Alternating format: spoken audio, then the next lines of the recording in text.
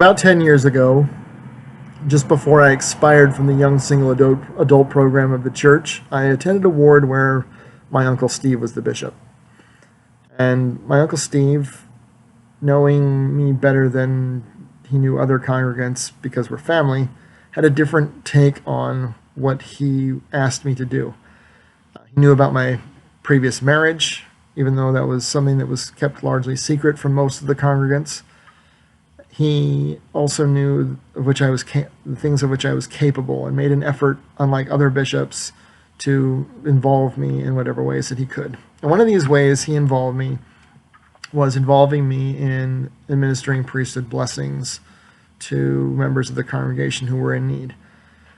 And I don't know if he was just awkward at setting this up or if he was super good at it and vague, because what actually happened is I would get invited either by people who wanted them or by people who had been invited to go and perform a priesthood blessing ordinance for someone as their companion, because this is something that's supposed to be done 2 by 2.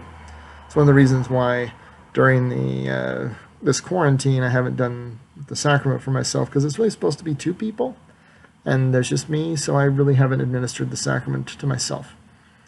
And so what happened is he knew a little bit about the way I did it, and he wanted me to train these other younger people who were mostly between the ages of 20 and 25 on how to officiate in the ordinances of the priesthood with respect to their ministering responsibilities. And so I would go along with them, and I had this routine that I always did, and I don't know why I did it this way, but I know where I got it from, but I don't know why.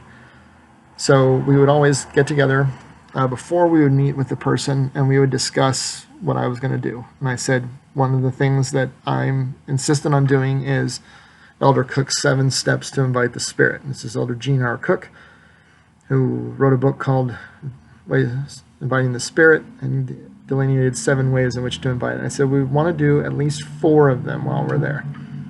And sometimes we did ones that we didn't do at other places. I didn't sing every time, and I didn't repent every time. But there was somebody I remember that we went to visit, and I said, before we get started, in order to make sure that the Spirit is here, I need to repent, because I'd had like bad thoughts about them or something, and I didn't really like them very much. And I said, before we do this, I need to tell you that, and I need to ask you to forgive me, because otherwise I don't know if the Lord will validate our blessing and if the Spirit will be here. And they were, I think, kind of shocked, and so was the guy I was with, because this isn't something that you ever really hear. Because it wasn't really about me. It was about, I'm trying to be a good conduit for the Spirit. And that's what priesthood ordinances are all about. They are about men being conduits for the power of God to go from Him through us to those who are affected. It has nothing to do with us. You're not giving a blessing. You're not doing anything special. You have no power. You have just been authorized to go and speak in His stead. Another thing I would also discuss is that when we are finished with the blessing, we will leave, because I'm going to tell them not to listen to what we say, but to listen to what the Spirit says to them while we're talking, because that will be the Lord talking to them. Wow. That will be the Lord talking to them, and that will be far, far, far more important than the words that we say, because He will use words that they will understand, and allusions and images and thoughts that are relevant to them that would mean nothing to us, because the blessing is not about us. We're just the spokesman. I remember, just on that topic before I move on, I remember one time someone thanking me for giving them a good blessing, and I said, I don't give blessings, I just speak the words that the Lord tells me to say to you, because I don't have anything to do with this. I am just the voice. He gives the blessings. And they were kind of shocked. I don't think they'd ever heard that before, and I don't think they'll ever hear it again. So anyway, we would get together, and we would pray, and we would prepare, and then we would go in. And I always let the person who was receiving the blessing decide who they wanted to be the spokesman, because I told them, that your faith in us as spokesmen is important. So it needs to be somebody that you believe the Lord will speak through to you, so that the Spirit of the Lord will be unrestrained in the blessing. I've learned since then that this was bad in one particular way. This was bad because it robbed certain individuals of the opportunity to go and give blessings, because I was the one who went all the time. And I didn't speak all the time. I would speak in the setup, but frequently the other person who was with me would actually issue the blessing. And that was because that was the person that they knew. That was their actual minister. It was somebody with whom they were comfortable, and it was somebody in whom they had faith as the conduit for the Lord's blessings. So, but it always ought to be the person who's assigned. We're robbing opportunities from people if it's always the same 10 or 20 people who do everything. And I didn't really understand this until this past year, that the Lord qualifies those he calls. He doesn't always call the qualified. He doesn't pick the best people. The chosen are not those who are the most capable, they are the most available. But he asks us, in calling us, to make ourselves available and to become qualified to do so. So if there is somebody who is assigned as the minister, that is the person who should go and give the blessing. Now, that doesn't mean I can't invite them to come with me if I get asked, because they should be there, because theirs is the responsibility and the opportunity to get the blessings. And I do not want to rob them of the opportunity to be blessed for acting in the office to which they are appointed with all diligence, because that's what I'm trying to do. And if I don't let them, then I'm robbing them of the opportunity to be blessed in ways that I would like to be blessed.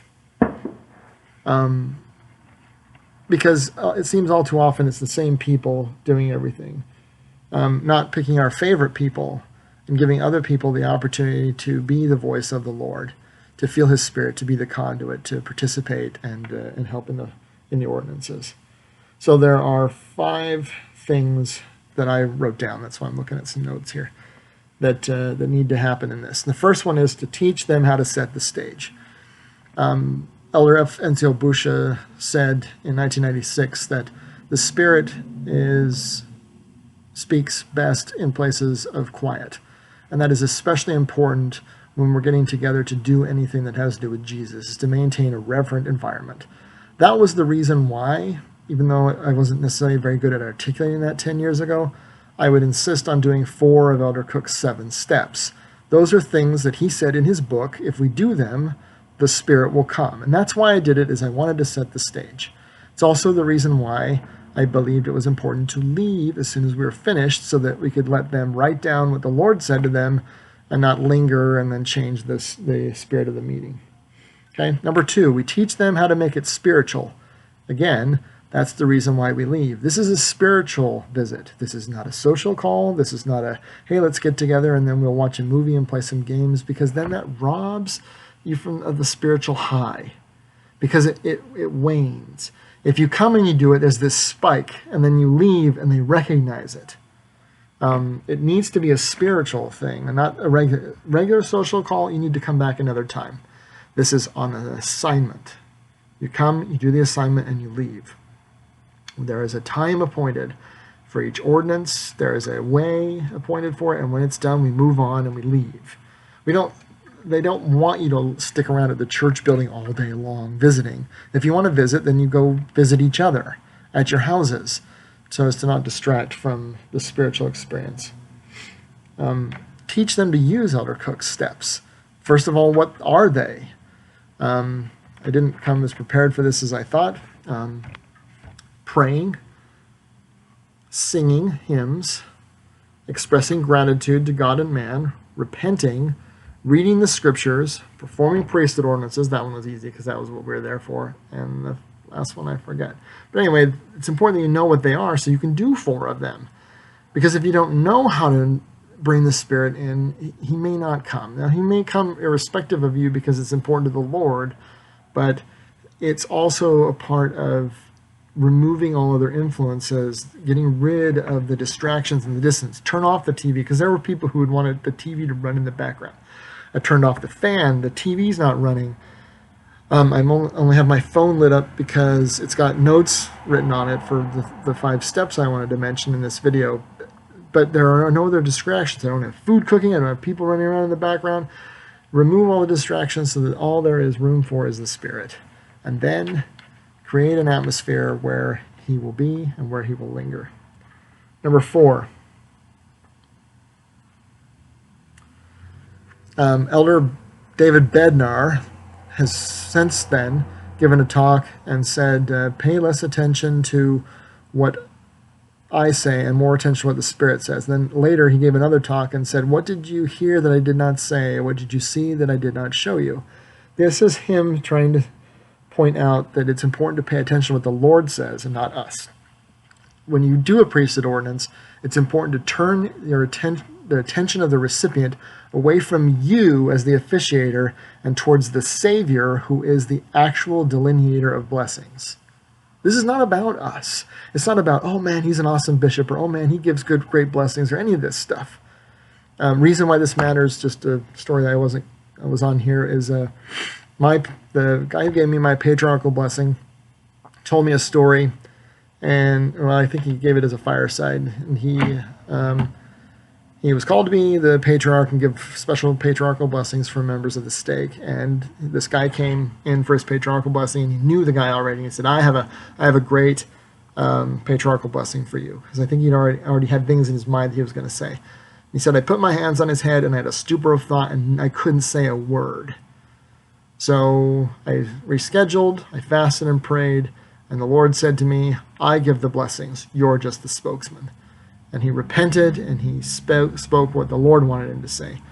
This is not about us. This is about them and their relationship with the Savior. He invites us to participate for our benefit. But this is exactly why some people hate organized religion, is because men interfere, because we're between them and the Savior. We don't need intercessory saints. We don't need bishops and stuff to commune with the Savior. There are ordinances that require someone else who has skin on to touch us and convey the blessings, but it doesn't have to be that particular person. It just has to be somebody who has authority and was appointed to that office. So it's important that they learn to pay attention to what the Lord says to them while you are speaking. And then finally, it is important that those who come to give the blessing, as well as those who are to receive it, are prepared for the experience, and that those who are performing the ordinance are worthy to do it. Now, that doesn't mean that the Lord is not going to hold it valid if you're not worthy. I remember as a youth, I was probably 14 or 15, and there was this priest who was blessing the sacrament. We all knew he was like a partier drinker. And I remember asking somebody, I think it might have been my bishop at the time, maybe it was my dad, and whoever it was said, well, it's not your fault he does that. He's supposed to, recuse himself from participating, but that doesn't invalidate the ordinance for you just because he's not doing what he ought to do. It's none of our business what he's doing in his private life, and if he thinks that it's no big deal, well, the Lord's not going to punish you for his sins. That's an apostate belief. So priesthood blessings are opportunities for us to receive the opportunity to act in the office of the Savior and to benefit from his power. I've had a lot of experiences with this, and some of them are really, really special. I'll just leave you with this one, because this illustrates the bigger point here about teaching people and preparing them. I was serving in the Salzburg-Flachgau ward in Austria as a missionary, and at this particular time we were in a triumvirate because my new companion's entry was delayed because of a visa. So I'm out one day with the greener of the two missionaries, Elder Allred, and he confided in me that he was worried about going to an appointment the next day or the day after that by himself without his trainer or myself. He was worried about his ability to comport himself. And I pointed out that he was a missionary the same as we were, entitled to the same assistance of the Lord. And I said, but if you're worried, I'll tell you this. Whatever time that appointment is, wherever Elder McMurdy and I are, we will kneel down where we are and pray that the Lord will help you. And so I remember exactly where we were. Even remember what town we were in at the time.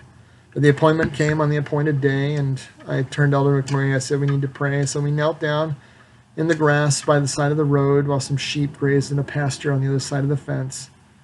And we prayed on behalf of Elder Allred. And I asked him a few days later when I remembered to follow up, and he said I could feel it. And I had ideas come into my mind that weren't mine, and I had words come into my mouth in German that I didn't know. And it didn't, become this wellspring of, the person believed and was baptized and repented and became, a great leader of the church in the area. But he said it was a testament to him that the Lord hears and answers prayers. It's important that we give people the opportunity. And Elder McMurray was wise sending Elder Allred to this appointment, because otherwise he would have not learned this lesson at that age, and we would not have had this experience. The Lord qualifies those he calls. It's important to let those who are called to serve act in the office to which they're appointed, to prepare them, to authorize them, to support them, to make sure that they are conveying the message the way the Lord would like it conveyed. And it's also incumbent on you to listen to what the Lord says instead of what they say, because there's some pretty cotton-headed ninny-muggins among us who engage in light-mindedness and loud laughter, even though they know they ought not to.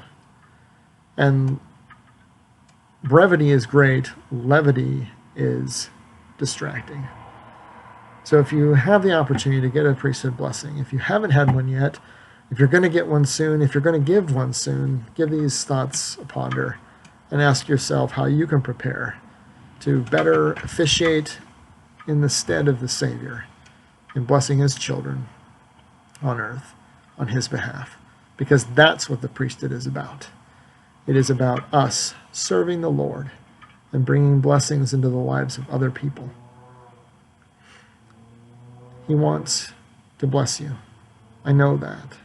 I had some great blessings in my life. There are pictures on the wall back there of one of the greatest blessings he gave me, the dog that used to live here with me that I miss terribly, that I recognize was a great blessing from the Lord. I didn't always understand it.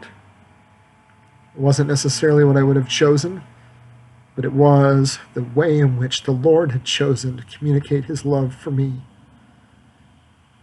And if you let the message come the way God wants it, I testify that it will make your life better, and it will make you better able to bless the lives of others. Godspeed. Be good to one another.